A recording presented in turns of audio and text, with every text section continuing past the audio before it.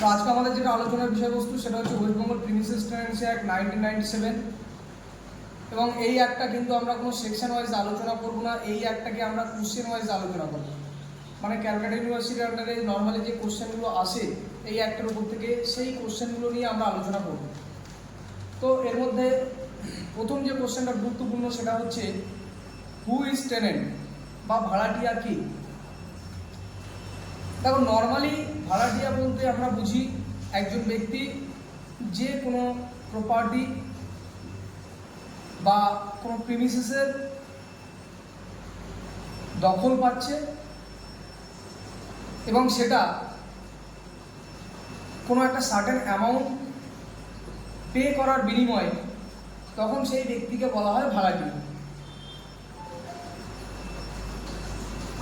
কিন্তু section 2G of West Bengal premises tenancy act একটা বৃহৎ ডেফিনেশন বা ব্রডার ডেফিনেশন কিন্তু প্রিমিসেস টেনেন্টের দিয়েছে।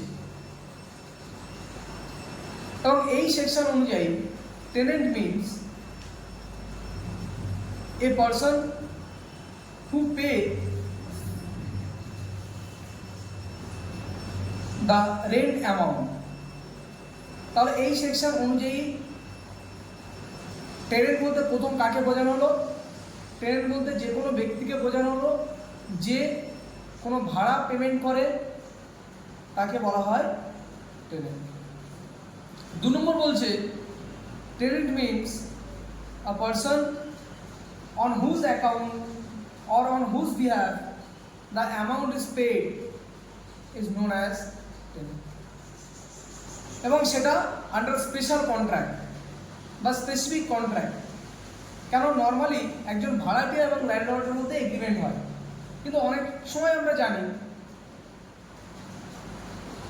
ভাড়া দেওয়া হচ্ছে একজনকে কিন্তু টাকাটা পে করছে আরেকজন, এবং সেখানে স্পেসিফিক্যালি বলে দেওয়া থাকে যে ভাড়াটিয়া ইনি, ল্যান্ডলর্ড ইনি, কিন্তু টাকাটা ভাড়াটিয়ার জন্য টাকাটা পেমেন্ট করবে একজন third person.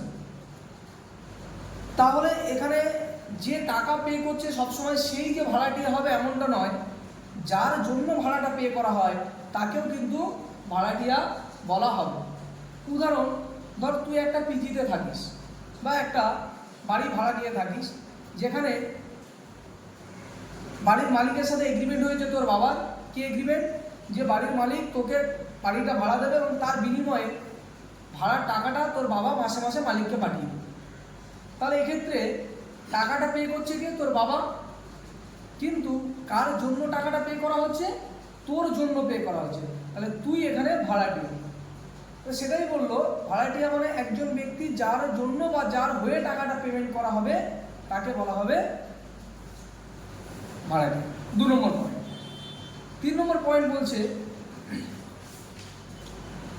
a person who keeps the possession of a property after the termination of the tenancy। একজন ব্যক্তি যে ভাড়া সময়সীমা শেষ হয়ে যাওয়ার পরেও কোনো প্রপার্টি বা কোনো প্রিমাইসেসের পজিশনটা নিজের কাছে রাখে তাকে বলা হবে ভাড়াটিয়া বা টেনেন্ট।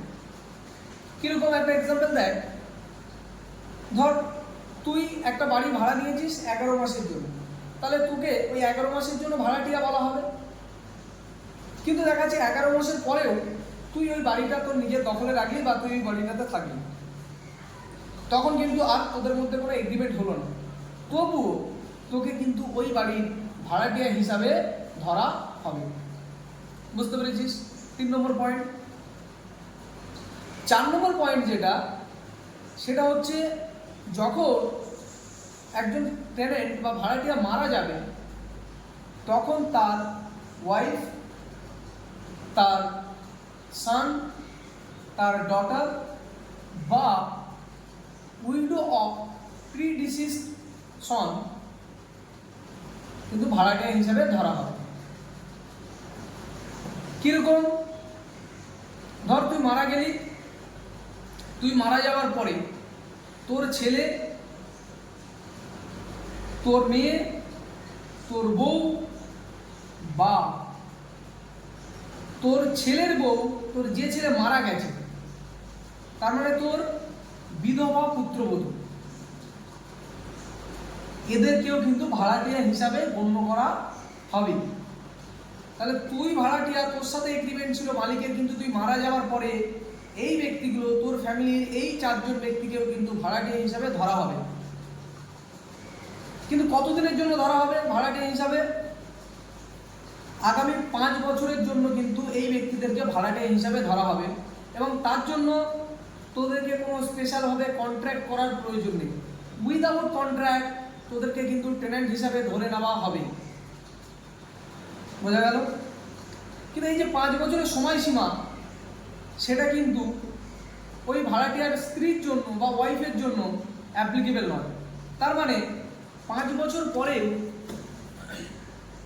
ওই ভাড়াটিয়ার যে মারা গেছে তার ওয়াইফকে ভাড়াটিয়া হিসাবেই ধরা হবে, কিন্তু তার ছেলে, মেয়ে বা ওই বিধবা পুত্রবধূ বা উইডো অফ ডিসিস্ট প্রিডিসিস্ট সন, তাকে কিন্তু শুধুমাত্র আগামী 5 বছরের জন্য, যেদিন থেকে ভাড়াটিয়া মারা গেল সেদিন থেকে আগামী 5 বছরের জন্যই ভাড়াটিয়া হিসেবে ধরা হবে। তারপরে আর ভাড়াটিয়া হিসেবে ধরা হবে না, যদি না তারা কোনো আবার নতুন করে এগ্রিমেন্ট মালিকের সাথে করে থাকে। নতুন করে এগ্রিমেন্ট করলে তখন ধরা হবে, কিন্তু নতুন করে যদি এগ্রিমেন্ট না করা থাকে তাহলে শুধুমাত্র আগামী 5 বছরের জন্য এদেরকে ধরা হবে। আর ওয়াইফের ক্ষেত্রে কিন্তু এই 5 বছরের কোনো লিমিটেশন নেই। এটা গেল। কিন্তু এদেরকে শুধুমাত্র ভাড়াটিয়া হিসাবে ধরতে পারবো না। নর্মালি ভাড়াটিয়া হিসাবে মালিক তখনই ধরবে যখন 3টে কন্ডিশন স্যাটিসফাইড করবে। এরা কি কি কন্ডিশন? প্রথম কন্ডিশন, এরা ওই ভাড়াটিয়া বা টেন্যান্ট যে মারা গেছে তার মারা যাওয়ার দিন পর্যন্ত এরা ওই ভাড়াটিয়ার সাথে একসাথে ওই বাড়িতে ছিল। প্রথম কন্ডিশন। সেকেন্ড কন্ডিশন, এই ব্যক্তিদের কোনো নিজেদের রেসিডেন্সিয়াল ইউনিট নেই বা রেসিডেন্সি নেই যেখানে তারা থাকতে পারে। এবং 3 নম্বর কন্ডিশন যেটা, সেটা হচ্ছে এরা, এই ব্যক্তিরা কিন্তু সবাই টেনেন্টের ওপরে বা মিলিত ভাড়াটিয়ার ওপরে ডিপেন্ডেন্ট ছিল। এমনটা নয় যে এরা সবাই বিশাল বিশাল বড় বড় পোস্টে চাকরি করছে, সবাই সেলফ সাফিসিয়েন্ট, সেলফ রিলায়েবল, তা সত্ত্বেও গিয়ে বলছে যে না এখানে থাকবো, সেরকমটা করলে হবে না। তারা সবাই কিন্তু ওই ভাড়াটিয়ার ওপরে যে মারা গেছে তার উপর ডিপেন্ডেন্ট ছিল বা নির্ভরশীল ছিল। এই কন্ডিশনগুলো স্যাটিসফাইড করলেই তবেই ওই রিলেটিভগুলো বা ওই আত্মীয়গুলো, যে ভাড়াটিয়া মারা গেছে তার ওই আত্মীয়গুলোদেরকেও কিন্তু ভাড়াটিয়া হিসাবে ধরা হবে। বুঝতে পারলি? 4 নম্বর পয়েন্ট গেল। 5 নম্বর পয়েন্ট বলছে, any person who is keeping the possession of the property on the death of the tenant and who was authorized by such tenant।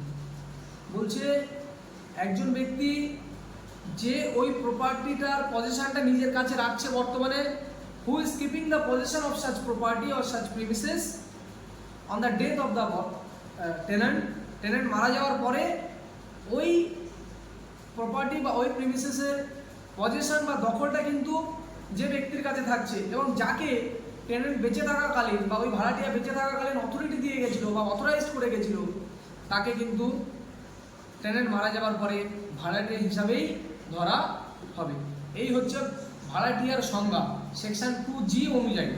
Premises tenancy অ্যাক্টের section 2G অনুযায়ী ভাড়াটিয়া বলতে এই 5 ধরনের ব্যক্তিকে কিন্তু বোঝানো হবে।